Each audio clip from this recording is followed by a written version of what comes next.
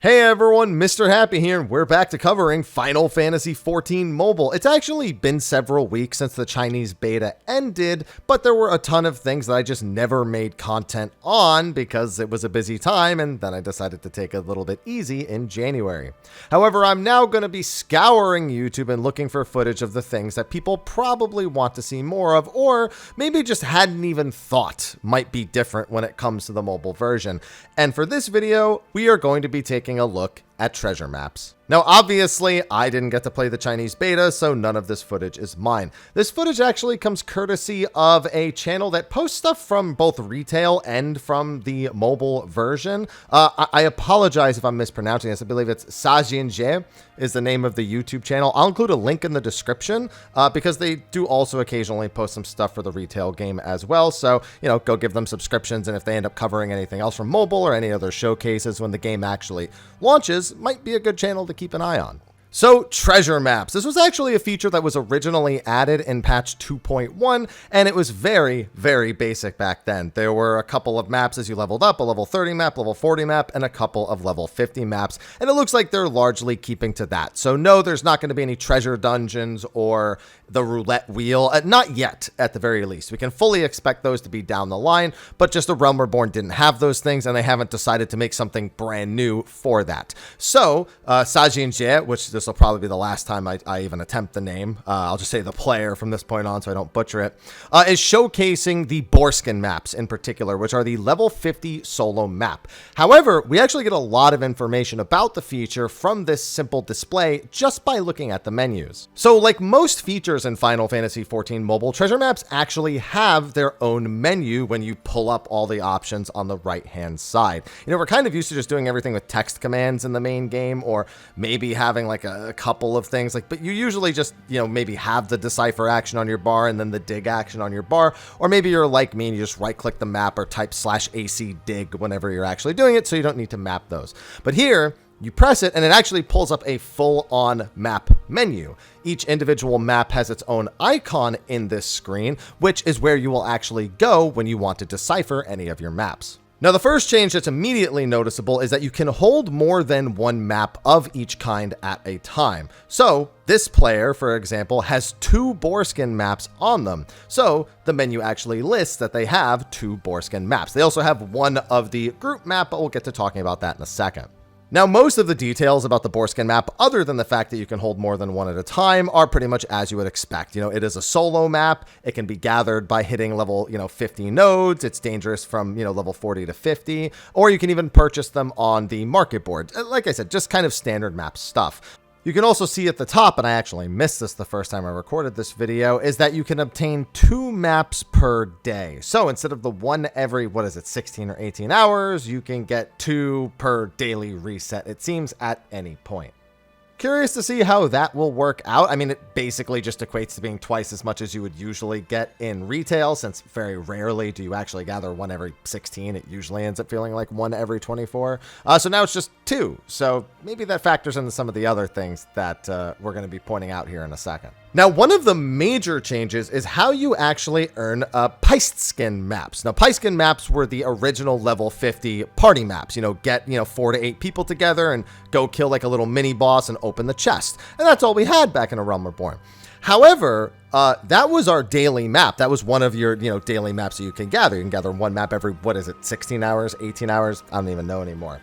However, in Final Fantasy XIV Mobile's beta, Peiskin maps can be earned by randomly doing Borkin maps or purchased off the market board. So you can't actually gather the group maps at all. They are a random drop off of Borkin maps, or they have to be purchased outright. I don't know if that will increase the value of them, given that you cannot guarantee to get one a day, but it is something to consider. It's also possible, given this is beta footage, that could change, and this could be something that was set up specifically for the beta. But for now, we'll take it at face value and say that Peiskin maps must be earned by doing Borkin maps. So you'll go and gather a Borkin map, do it, hope you get a Peiskin map, and then go team up with other players to do that one. Now, as for the loot that they actually drop, I mean, I don't know how close this is to like how the actual loot was back in the day. I don't really remember what it was like.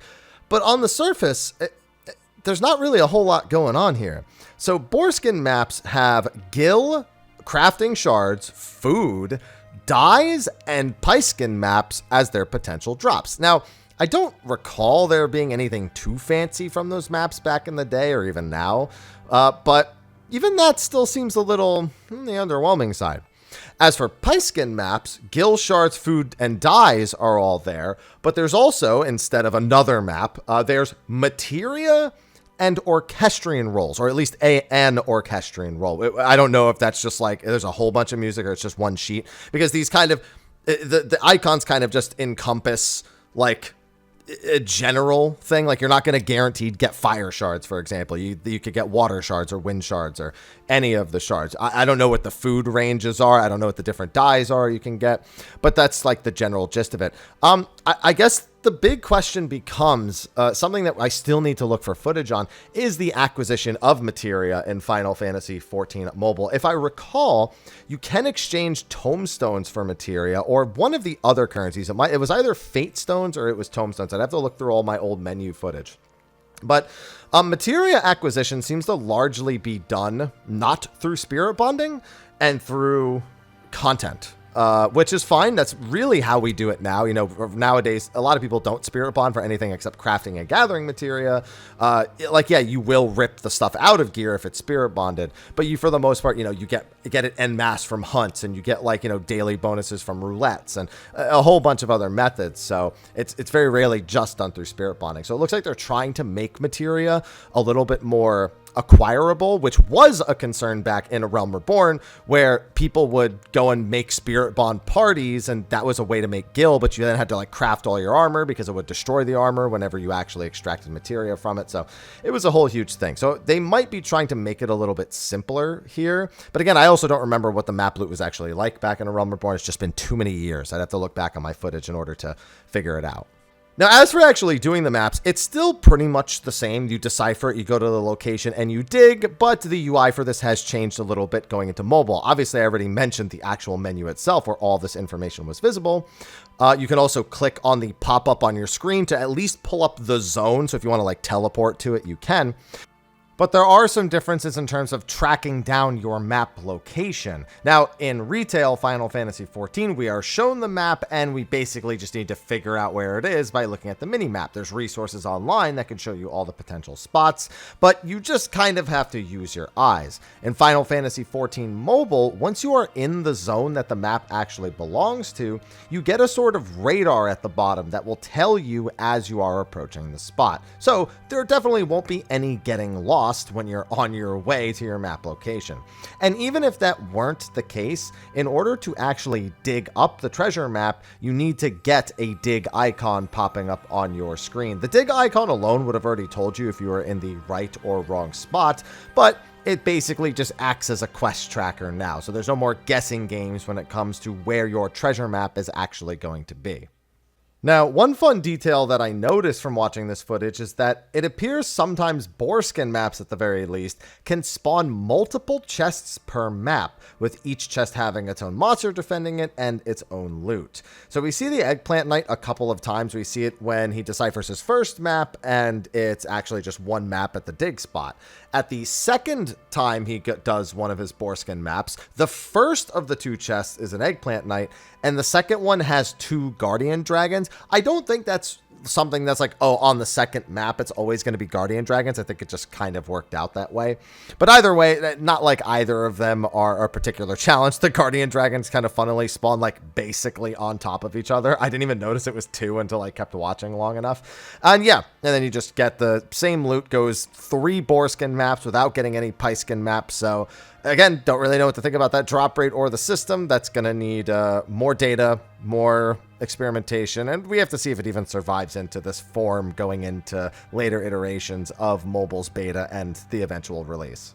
And finally, after you complete a map, if you have another map in your inventory, it will ask you if you want to go back to the treasure map menu so that you can decipher another one. So that's up to you. Just a quick little, like, would you like to do another one so you don't have to manually go back to the menu, which I do appreciate. But yeah, that was just a quick little showcase of how treasure maps work in Final Fantasy XIV Mobile.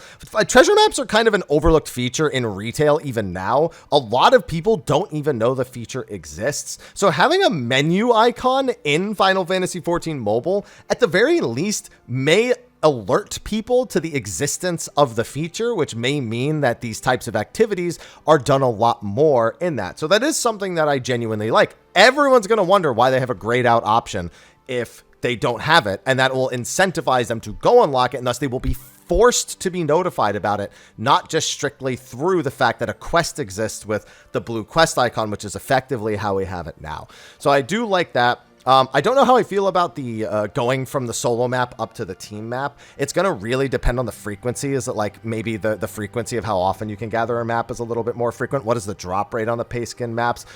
Maybe the higher tier maps will also have more valuable rewards. It may keep items that are locked behind pay skin maps, like if something were to be exclusive to a team map, it may increase the value of those items in retrospect just because it's RNG, whether or not you're actually going to get one. But again, that's going to also depend on the gathering rate. But overall, a solid showcase. Glad that I managed to find this. I went looking for crafting and gathering footage, and this player does have some of that, but the crafting is unfortunately only quick crafting, and gathering, well, we can pull that information and footage, but I gotta find some like actual crafting footage. I think I have a pretty decent idea of what it will be like, though, given the way the gathering footage actually looks. But we're gonna be covering all that stuff over the next several weeks as we wait for more news on the future betas. I'm expecting Japan will probably be the next beta region, and we'll probably be able to pull a little bit more out of that.